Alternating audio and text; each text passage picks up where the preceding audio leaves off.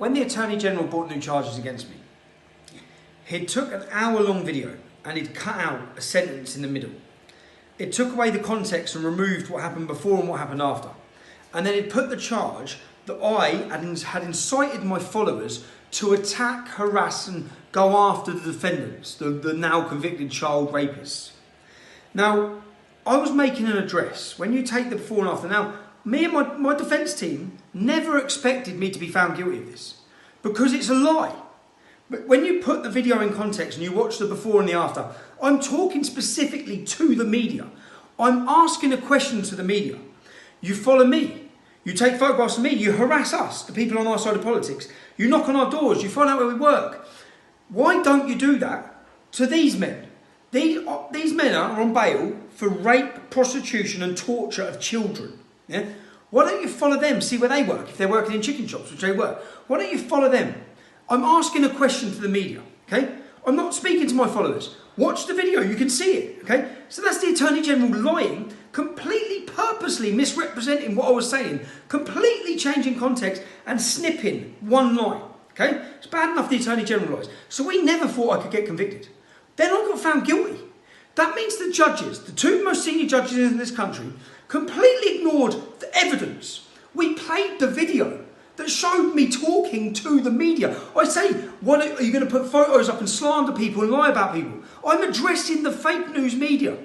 Then the judge in her summing up has taken one line where she said, you have incited vigilantism by your followers to attack these men. It's just a lie. That's nowhere in the video. I'm talking to the media. So what have you got? You've got the most senior, you've got the Attorney General in the government, the most senior judge of the Queen's Bench, who are lying in court. The evidence says I didn't. The video shows and proves my innocence. Yeah, I've been convicted. Now why? They've had to find something to convict me on because they want me gone. They want me put into prison and they want me ultimately killed. And you must show this video to everyone. Nobody can watch that video and say that I was calling on my followers to incite vigilantism. No one. It's just not there. I'm specifically speaking to the media. Please share this everywhere so everyone understands the level of corruption in this country.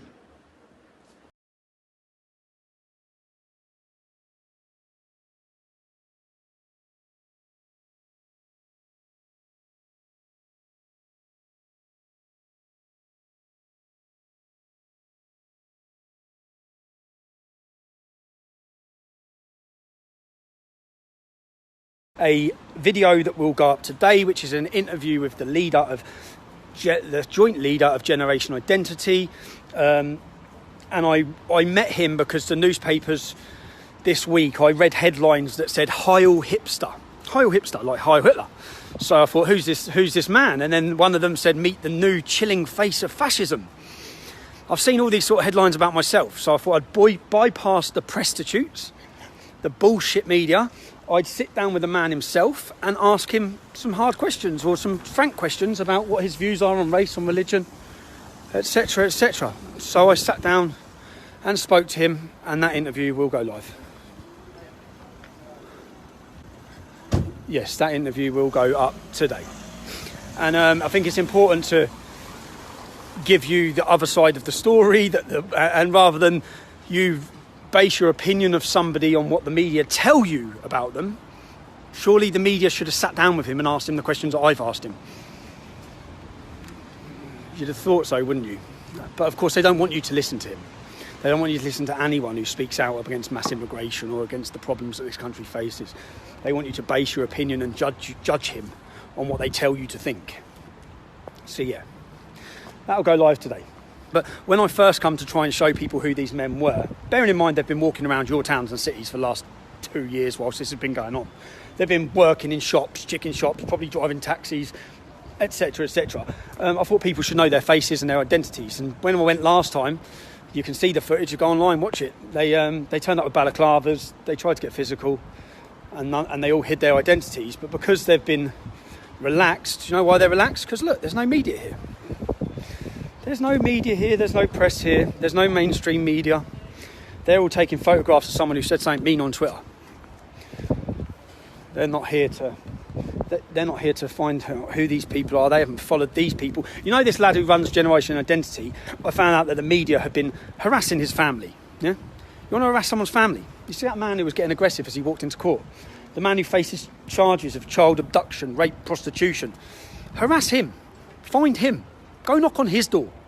Follow him. See where he works. See what he's doing. You want to stick pictures online and call people and slander people? How about you do it about them? Instead of doing it about someone speaking about them.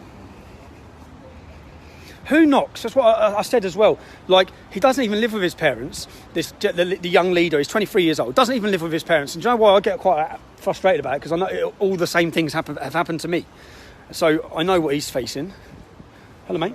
Hans, I agree with the stuff you say. I watch your stuff and that. No, thanks, man. Amazing, mate. Thank you very much. Cheers, man. Thank you. So yeah, I get quite angry, because I just think his family are innocent, and they plastered the family's names all online. Why would you do that? They do that so that it causes. It's all disruption tactics. It's disruption tactics, and it's to disrupt your life and cause you maximum problems. So, for example, in the early years of my activism, I had my mum sitting down crying, begging me to stop.